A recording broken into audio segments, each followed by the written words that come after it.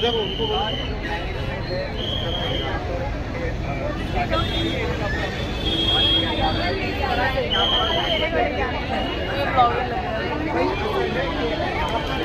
उनका इंतजार कर रहे हैं। देखिए यहाँ से सनातन आएगा।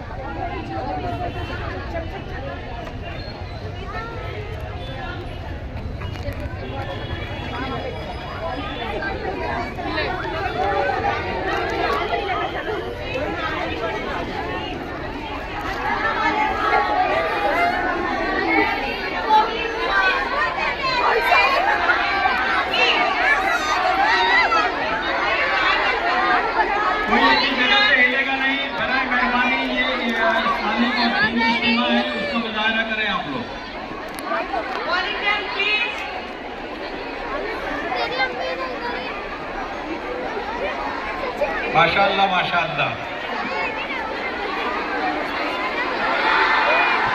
अस्सलामु अलैकुम व रहमतुल्लाहि व बरकातुहू। नारे तकबीर, नारे तकबीर।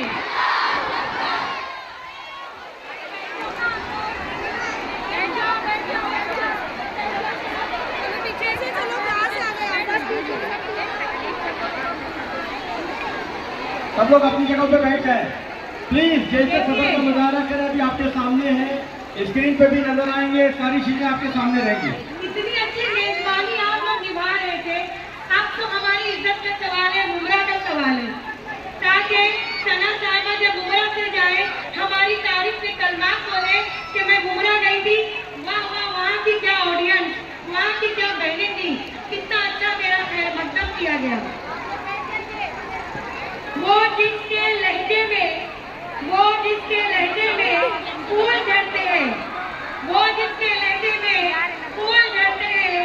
सुना है शहर उम्रा में ऐसा भी जादूगर आया है। सुना है ऐसा जादूगर आया है। वो जिसके दिल में मंजिल की तरफ, वो जिसके दिल में मंजिल की तरफ रुकते कब है वो पाँव की जंजीर देख।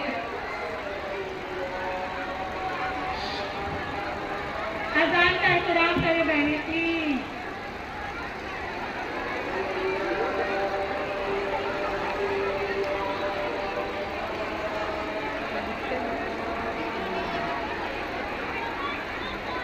अजान का एहतराम करें। कभी इतनी सारी हदीस सुने।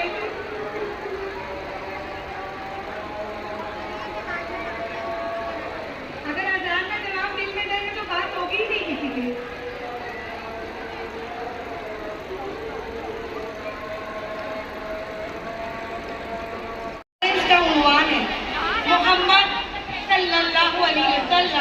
मोहम्मद फॉर ऑल, इस उन्वान पर रोशनी डालिए।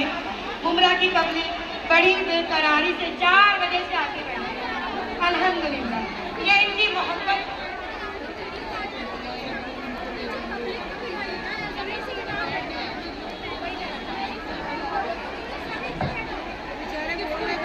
अस्सलामु अलैकुम व रहमतुल्लाहि व बरकातुहू।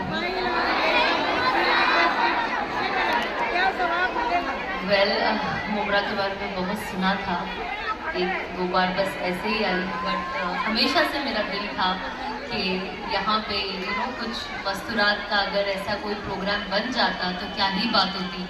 और आज यहाँ पे आके इतना दिल खुश हो गया है आप सबको देख कर कि मैं आपकी अंदर जितनी एक्साइटमेंट है उतनी ही एक्साइटमेंट है, शायद उससे बहुत ज़्यादा मेरे अंदर है। अनफॉर्चुनेटली मेरी तबीयत इतनी ख़राब है, मेरी मम्मी हॉस्पिटल में एडमिट है ICU में, और अभी थोड़ी बेटर है। मेरे बेटे की तबीयत 3 दिन से ख़राब है, मेरी तबीयत ख़राब है, मैं खड़े भी नहीं हो पा रही हूँ। लेकिन मेरे हस्बैंड ने मुझसे पूछा कि आप कर पाओगी, मैंने कहा नहीं, ये तो दावत का काम है, जाना ज़रूरी है, जो भी होगा बैठ के कर लूँगी, लेकिन जाना है। पता नहीं यहाँ जाने से ही हम सबके प्रॉब्लम सॉल्व हो जाए, जो एक साथ सब बीमार हो गए तो अल्लाह की मदद आती। और यही चीज़ हम बड़े बुज़ुर्गों के बारे में सुनते हैं जो अल्लाह के बहुत नज़दीक होते हैं, जो वली अल्लाह की कहानियाँ हम सुनते हैं, जो बुज़ुर्गों की कहानियाँ हम सुनते हैं कि हर हालात में उन्होंने दावत को सबसे अव्वल नंबर पे रखा।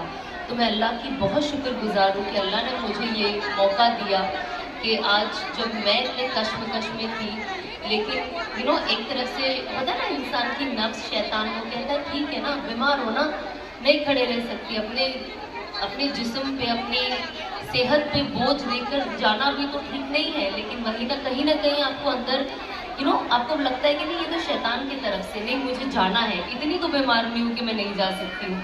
तो आई थिंक वो एक करके मैं गाड़ी में बस ऐसे लोट पोट के आ रही थी, एनर्जी ड्रिंक लेकर पी रही थी कि अल्लाह क्योंकि मैं दवा खा के आई हूँ तो मुझे इतनी घेन चढ़ रही थी, नींद आ रही थी, लेकिन यहाँ पे आके अब मैं इतनी फ्रेश हो गई, मुझे लगता है जैसे कुछ हुआ ही नहीं था। तो यही अल्लाह की दावत होती है कि यही आपका, वो कहते हैं ना कि यही आपके मर्ज़ का इलाज है, हर बीमारी का इलाज है, वो है अल्लाह को याद करना।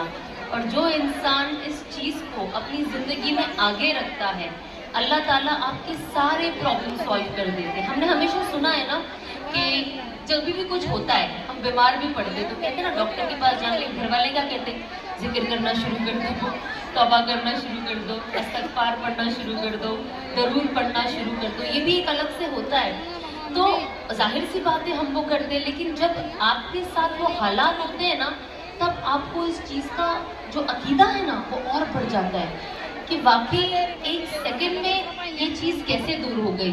तो बस कभी कभी हमारी ज़िंदगी में जो हर इंसान यहाँ पे अल्लाह से कोई ना कोई सवाल अपनी ज़िंदगी में कर रहा है कि ये क्यों नहीं, वो क्यों नहीं, ये हर हमारी ज़िंदगी में क्वेश्चन मार्क होता है। लेकिन जब तक आपके साथ कोई चीज़ होगी नहीं और आप अपने आंखों को खुला नहीं रखोगे, आप देख नहीं पाओगे कि अल्लाह का जवाब कैसे फ़ौरन भी आता है और आता भी आता है।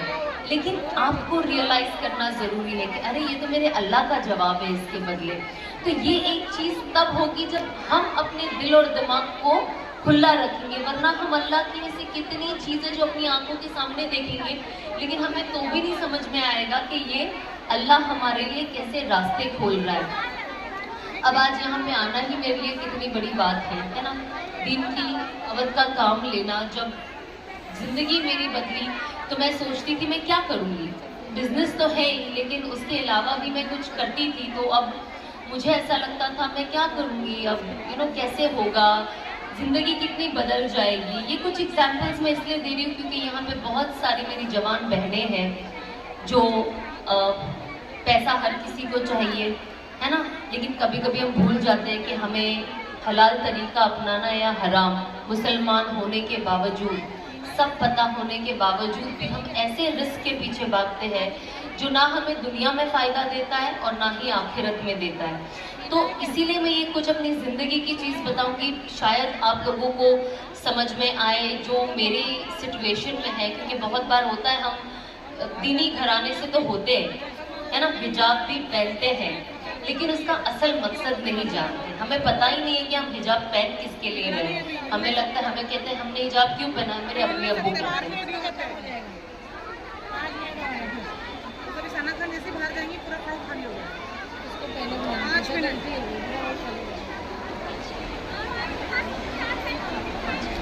जितने भी लोग, मुझे बाजी ने भी बताया, पीछे आई थिंक बहुत कियोस है, बहुत धक्कम धुक्की हो रही है। तो अगर सब लोग थोड़ा आराम से रहेंगे तो आई थिंक सबके लिए आसान हो जाएगा। बहुत थोड़ा वक्त है हमारे पास, सबको घर जाना है, सबके शौहर और बच्चे घर में खाना खाना है, तो हम ज़रा वो सारी चीज़ें भी सोचें और थोड़ा इजी रखें इवेंट, ताकि जिन्होंने ऑर्गेनाइज़ किया उनके लिए भी आसानी हो और यहाँ पे सारी मस्तूरात है तो उनके लिए भी आसानी हो और हम ऐसी चीज़ें आगे भी कर पाए। यू नो वांट कि ये चीज़ पहली और आखिरी हो।